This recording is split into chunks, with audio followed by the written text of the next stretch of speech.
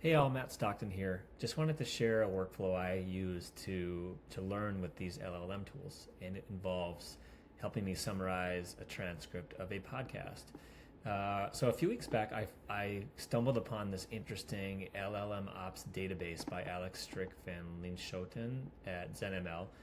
He's done a really interesting work to put together a list of papers about how companies are implementing systems that use large language models. So he's done a ton of work to aggregate this information and has summarized the information and has built a really nice searchable tool to let you dig into some of this information. So you can come to this website. It allows you to filter by industry, by tag of what the company is using. But there's just a lot of great ways to slice and dice this data. So for example, if you're looking for people who are working with embeddings, you can select embeddings, you can dig into any paper you want or content you want. There's a summary, and then it links back to the root information. So in this case, it was a YouTube video.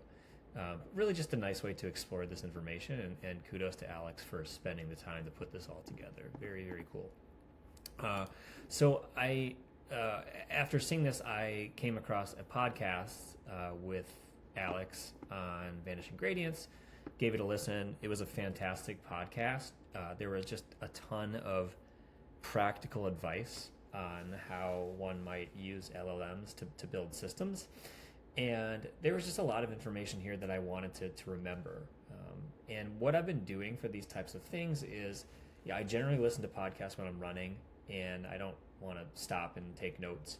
But I do want to distill that information later and keep it somewhere. I think also just the act of working with the information after and forcing me to think about it and understand what I liked about it is actually like a good version of active learning.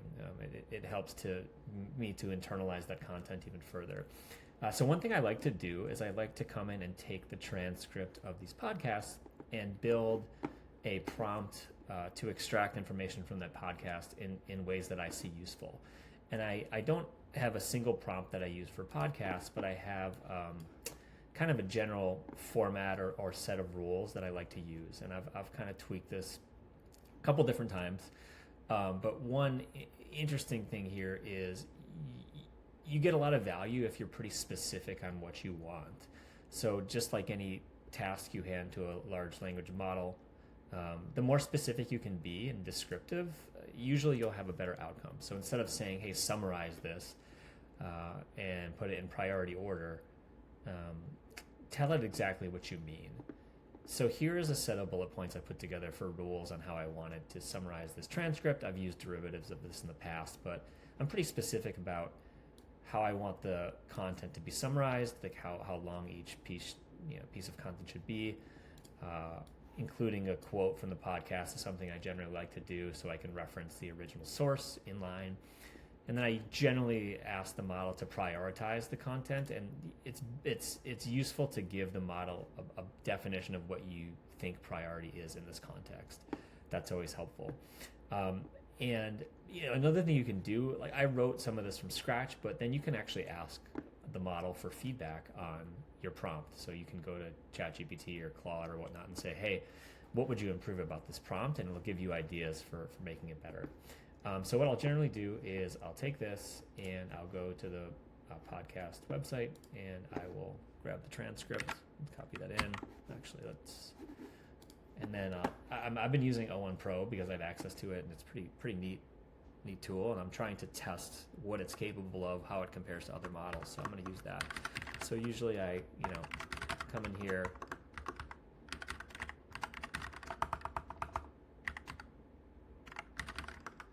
add a block for the transcript, and then let's come up here and say instructions.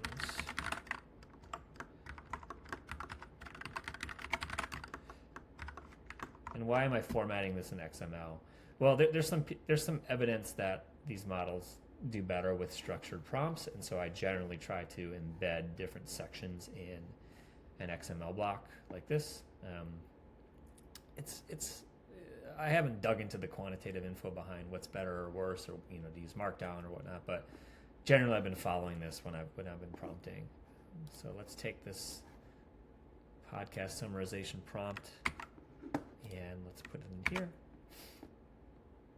And let's see what this thing comes up with.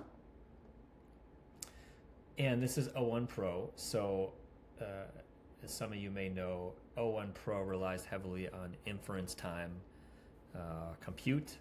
So it's not going to come back with the first thing it generates. It's going to try a bunch of things, try a bunch of different approaches, and then kind of coalesce those approaches. This chain of thought idea embedded in the model itself. So you can poke in and see what it's doing if you want to. But the model generally, in my experience, it takes a couple minutes, and it depends on the task itself, to come back with an answer.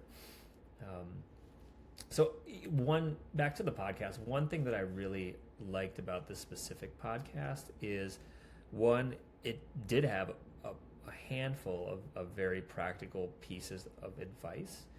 And all of the advice, it was very refreshing because it's not new advice. Like, it's generally generally applicable to building software. And it's things like, hey, you should test your things, you should look at your data. But just hearing people in the space state things that we've been doing in software engineering for a while is refreshing, because it reinforces the idea that, look, LLMs are amazing. They can do really amazing new things, and they enable us to solve tons of new use cases that were really hard before.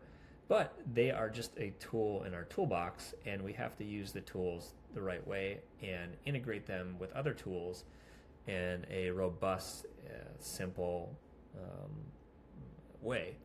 And so, simplicity always matters, even if we have this brand new capability that does amazing things. So it's really refreshing to hear Alex talk about that on the podcast. Okay, we're back, and O1 Pro thought for 7 minutes on this. This is actually longer than I've seen it think for this type of task in the past. That's interesting. So what did it come up with? Let's see what it distilled from this podcast. So the power of diverse use cases, highlighting just the database has a bunch of different examples in it, which is true. And then let's see. Fundamentals matter more than ever. Yeah, so this is kind of the theme that I really appreciated about the podcast. Is it really highlighted the fact that we're still building software, and we still need to rely on these best practices we've built over many years and apply them, even though we have this really interesting new tool to use. Start with the problem, not the technology. Yeah, that's totally the case, right? Like, these tools are meant to solve problems, and the question we should ask is not how do we add AI, it's what problem we're trying to solve. So there's a lot of great talk about that. Prompt engineering is surprisingly hard. There's some talk about this. Yeah, structured workflows, really kind of comparing a structured workflow to an agent and trying to disambiguate those things and get into the details. That was a really healthy discussion.